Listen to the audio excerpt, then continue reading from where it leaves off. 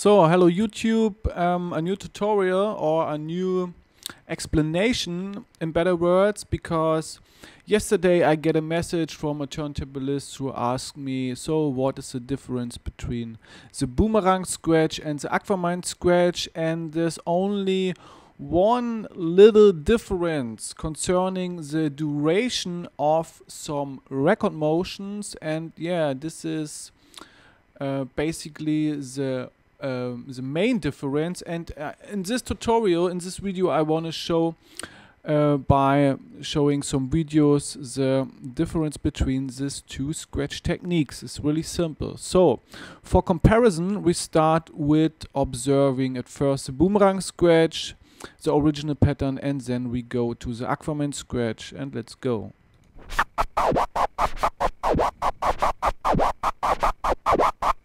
So this is the boomerang scratch.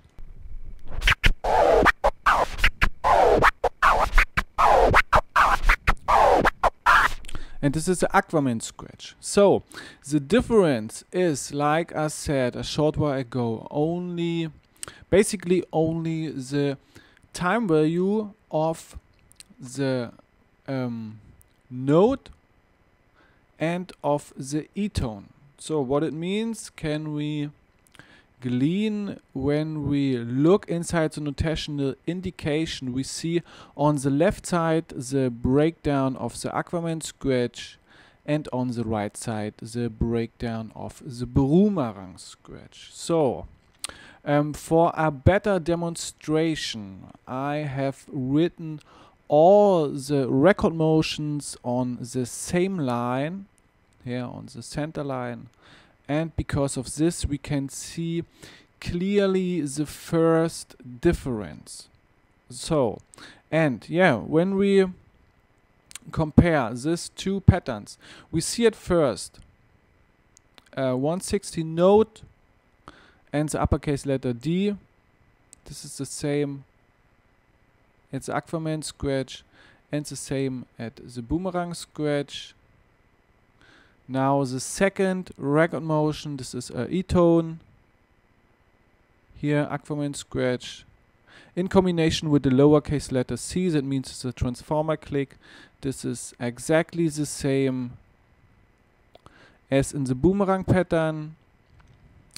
And now we came to the third record motion. So, and this is, look at the aquaman pattern, 1/8 note.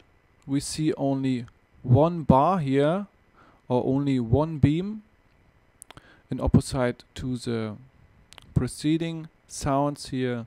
There's a 1/16 here, there's only one beam here.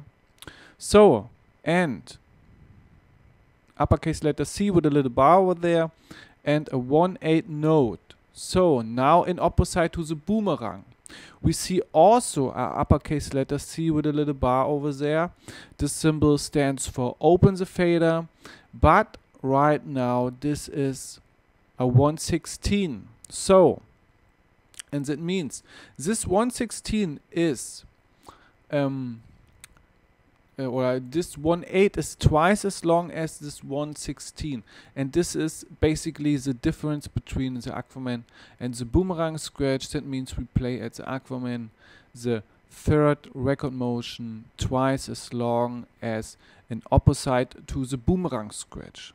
The same methodology for the last record motion. You can see here a 1/8 E-tone at the aquaman breakdown, in opposite to a 1/16 E-tone at the boomerang scratch pattern. Okay?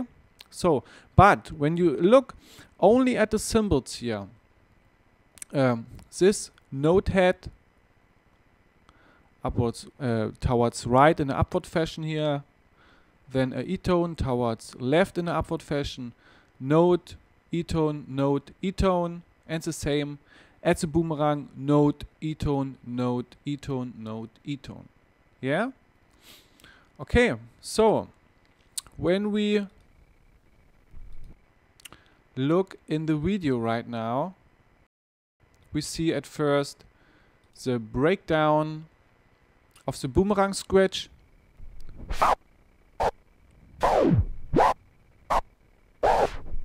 So, and that means every record motion got exactly the same time value at the boomerang-scratch. So now let's have a look at the Aquaman performance. First note, second E-tone, and then the third record motion. Yeah? And you saw this in the video. I play it twice as long in opposite to the boomerang-scratch. So, now from this positioning here on the vinyl, we go backward in a 1/16, we go forward in a 1/16, and now our last record motion is also twice as long as in opposite the boomerang-scratch. So why? Because we want to arrive by this record motion here our start point. And the requirement is that we play this record motion twice as long. Let's go. Okay? So when I play it continuative,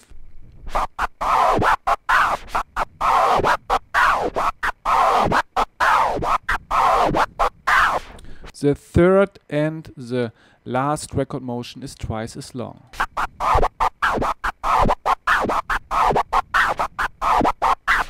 And that was the boomerang. We can see the two performances once again. At first the Aquaman.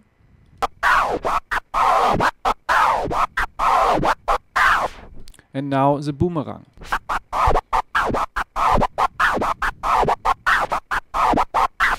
The only difference at the moment is the time value of the third and the last record motion. The crossfader sequence is exactly the same, and the other record motions too. So, but the Aquaman performance got also a different motion intensity in opposite to the boomerang-scratch. This is additional a difference in opposite to the boomerang, and that means we start the first two record motions in a very high motion intensity like this, then follows the note twice as long in opposite to the boomerang, but we play this note, you can see this inside the notation indication, in a lower motion intensity like this. And now from this positioning here we play the mirror fashion of the pattern. That means a high E-tone,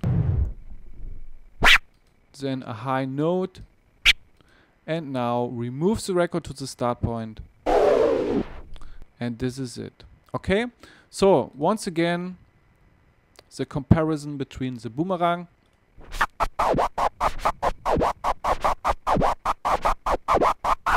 and now the Aquaman.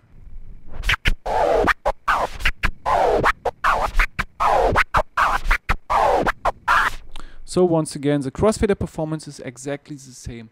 The time value of the third and the record, the last record motion is twice as long as the Aquaman performance, and of course the motion intensity is in a different way like the boomerang-scratch. So I hope you got it, and bye bye.